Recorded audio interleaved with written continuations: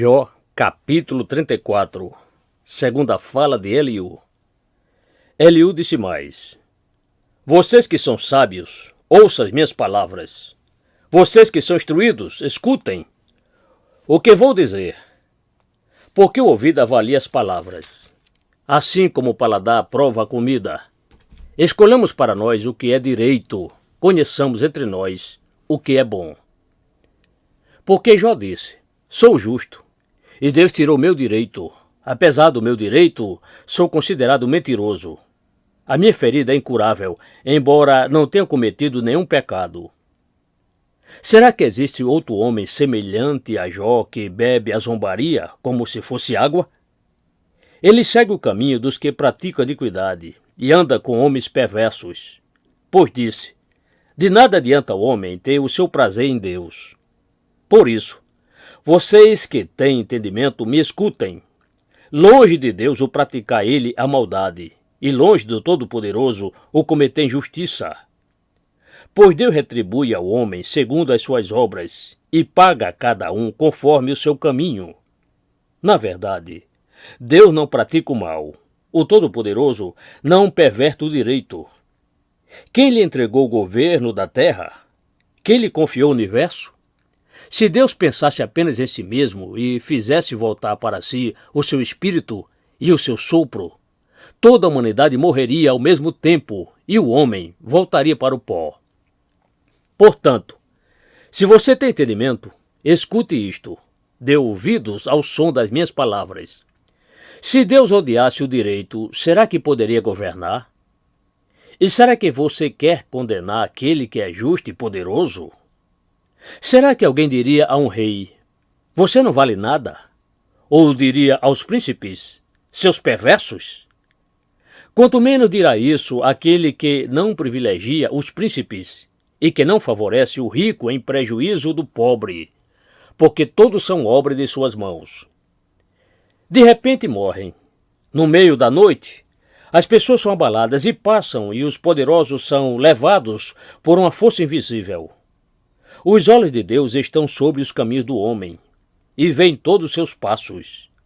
Não há trevas nem sombra profundo o bastante, onde os que praticam iniquidade possam se esconder. Pois Deus não precisa observar o homem por muito tempo antes de o fazer comparecer em juízo diante dele. Deus arrasa os poderosos sem os inquirir e põe outros em seu lugar, porque ele conhece as obras deles. De noite os transtorna, e eles são esmagados. Ele os castiga como se fossem ímpios à vista de todos, porque se afastaram de Deus e não quiseram compreender nenhum dos seus caminhos, e assim fizeram com que o grito dos pobres subisse até Deus, e este ouviu o lamento dos aflitos. Se ele se calar, quem o condenará? Se encobrir o rosto, quem poderá vê-lo? Mas ele está acima dos povos e das pessoas, para que o ímpio não reine e não haja quem iluda o povo. Se alguém se dirige a Deus dizendo: Sofri, não vou pecar mais. Ensina-me o que não consigo ver. Se cometi injustiça, jamais voltarei a praticá-la. Será que Deus deve recompensá-lo segundo o que você quer ou não quer?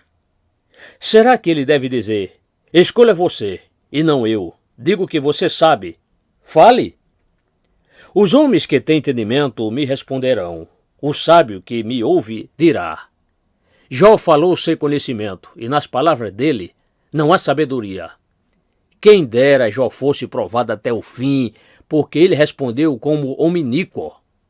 Pois a seu pecado acrescenta rebelião. Entre nós, em tom de zombaria, bate palmas e multiplica suas palavras contra Deus.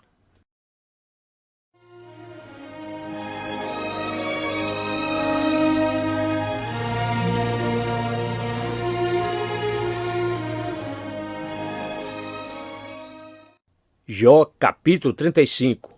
Terceira fala de Eliú. Eliú disse ainda: Você acha que é justo dizer: A minha justiça é maior do que a de Deus? Porque você diz: De que me serviria ela? Que proveito tenho se eu não pecar? Eu darei resposta a você e aos seus amigos também. Olhe para o céu e veja Contemple as altas nuvens acima de você. Se você pecar, que mal causa a Deus? Se as tuas transgressões se multiplicam, que prejuízo isso poderia trazer a Ele? Se você é justo, o que está dando a Ele ou o que Ele recebe da sua mão? A sua impiedade só pode fazer mal ao homem, e a sua justiça só pode dar proveito ao Filho do Homem. Por causa das muitas opressões, as pessoas clamam por socorro contra o braço dos poderosos. Mas ninguém diz: onde está Deus que me fez, que inspira canções de louvor durante a noite, que nos ensina mais do que aos animais da terra e nos faz sábios do que as aves dos céus? Clamam, porém, ele não responde, por causa da arrogância dos maus. Só gritos vazios Deus não ouvirá. O Todo-Poderoso não lhes dará atenção. Jó, ainda que você diga que não o vê, a sua causa está diante dele. Por isso, espere em Deus. Mas agora, porque Deus, na sua ira, não está punindo, nem fazendo muito caso das transgressões, você abre a sua boca com palavras vazias, amontoando frases sem sabedoria.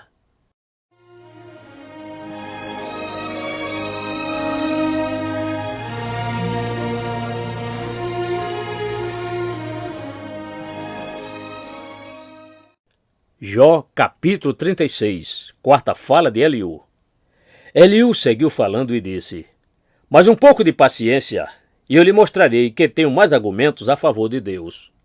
Trarei o meu conhecimento de longe e atribuirei a justiça ao meu Criador, porque, na verdade, as minhas palavras não são falsas. Quem está diante de você é senhor do assunto. Eis que Deus é grande e não despreza ninguém. Ele é grande na força da sua compreensão. Não poupa a vida do ímpio, mas faz justiça aos aflitos. Deus não tira os seus olhos dos justos, pelo contrário, os assenta no trono, com os reis para sempre, e eles são exaltados. Se estão presos com correntes e amarrados com corda de aflição, ele lhes faz ver as suas obras, as suas transgressões, e que se mostraram arrogantes.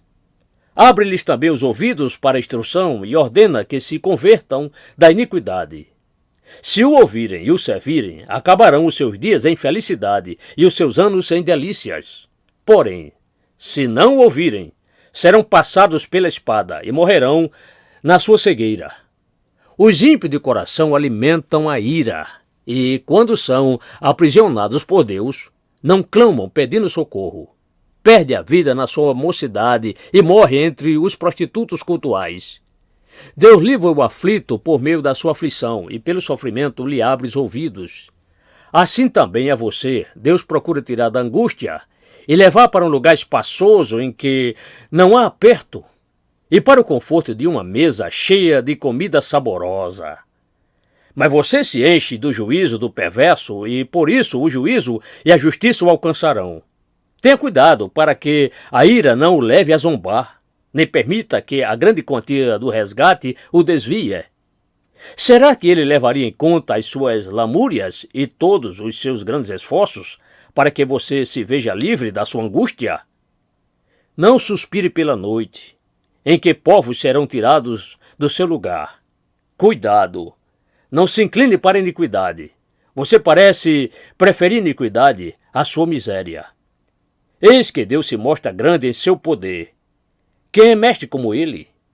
Quem lhe prescreveu o seu caminho, ou quem lhe pode dizer: cometeste uma injustiça? Lembre-se de exaltar as obras de Deus que as pessoas celebram. Toda a humanidade olha para elas. As pessoas as contemplam de longe. Eis que Deus é grande e não o podemos compreender. O número dos seus anos não se pode calcular. Ele atrai para si as gotas de água, que de seu vapor destilam em chuva, a qual as nuvens derramam e gotejam sobre a terra em grande abundância. Pode alguém entender como ele estende as nuvens e como os trovões ecoam em sua tenda? Eis que ele espalha sobre elas o seu relâmpago e encobre as profundezas do mar. Pois por estas coisas ele julga os povos e lhes dá alimento em abundância. Enche as mãos de relâmpagos e os arremessa contra o adversário. O fragor da tempestade dá notícias a respeito dele. dele que é zeloso na sua ira contra a injustiça,